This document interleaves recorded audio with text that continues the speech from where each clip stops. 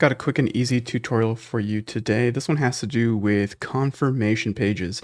If you're like me and you have like 30 of these things because you have one for every single product that you sell, this might save you some time and make your life just a little bit simpler. So here you're looking at one of my confirmation pages, and using Thrive Architect's conditional display feature, I'm able to show you here with the click of a button. I've turned that same confirmation page into a completely different confirmation page for another product. Actually, in this case, it's for a lead magnet. So I'm using the same confirmation page that I use for courses with my lead magnets. Let me show you how to set that up. So like I mentioned, we're using conditional display. Now, conditional display is best used on, I find, on containers. So when you build out a confirmation page, in this case, I have a general default one, kind of like a, you're all set, your account's been upgraded with the appropriate access, here's what to do next. Well, I put that inside of a background section. So this top blue section here is a background section, and on the left-hand side, if you scroll down in this navigation, you'll find a conditional display section, and you can see this default one where it's my blue where it says you're all set. That's my default display. That's going to show if I don't tell conditional display to show anything else. And then I've added a different display version. I called it free course. And if I click on that, it's going to show you that in this case, I have different content here for my free courses. Now, I've also done the same thing within the actual content of the page itself. I've added a content box here, and if I select the content box, you can see by default, if I don't tell conditional display to do anything, it's just going to be empty and hidden. We saw that when I previewed the page at the beginning of the video. Well, if I tell conditional display that this person signed up for my free Thrive Theme Builder course, well then I can show this little video helping leads learn how to get started, taking that free course, where to go, what to do next, but then I've kept the rest of the content here from that confirmation page. This is super easy to do. Let me show you how to configure that conditional display. Let's use this top section as an example. It's a background section, and this background section, like I said, I click Add Display. But I think it'd be easier if I just selected my free course one first, clicked on this conditions button here. It's on the far right-hand side, and it's going to bring up the conditional display rules for this section.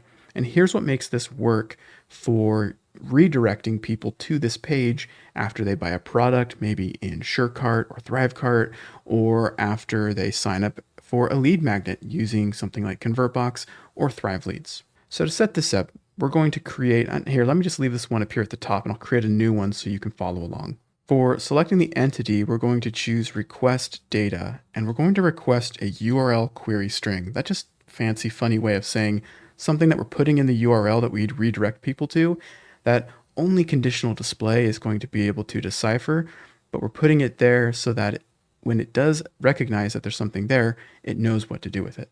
Then we need to set a variable.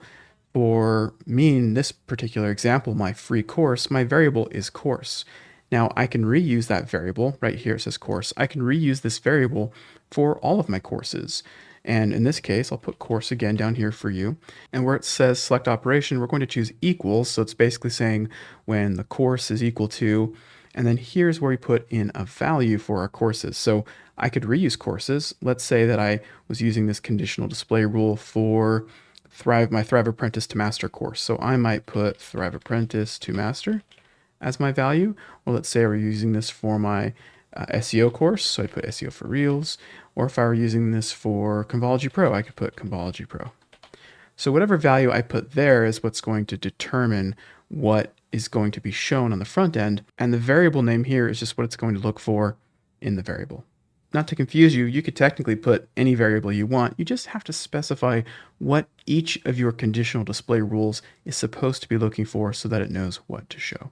So once you've created your rule, and again, just click Add Display here on the left, take your display, give it a new name. Like let's say I was doing this one for Convology Pro. I would click Apply, and then I would click on those little condition rule set.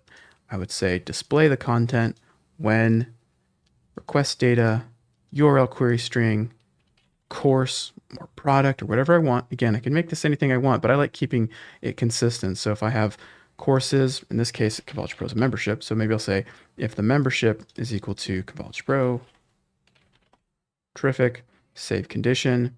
And now you'll notice here, the new one that I made is empty. So I have this one and I have this one, and now this one is empty. So I can put anything I want in this container. I could turn the background color. Let's do something crazy. I can make it like this ugly red color, and then I could stretch that to full width.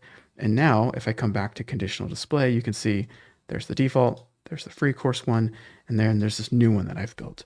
And I can repeat this process and add as many different displays as I want per content section. Again, I could do the same thing on this one over here in this content box.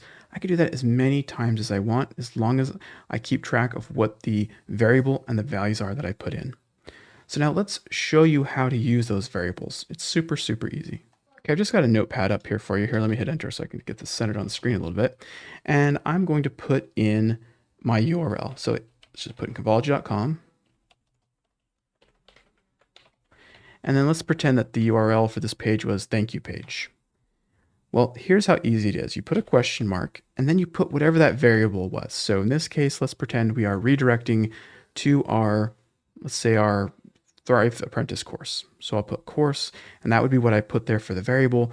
And then for the value of that variable, I'm going to put, let's pretend I put Thrive Apprentice to Master.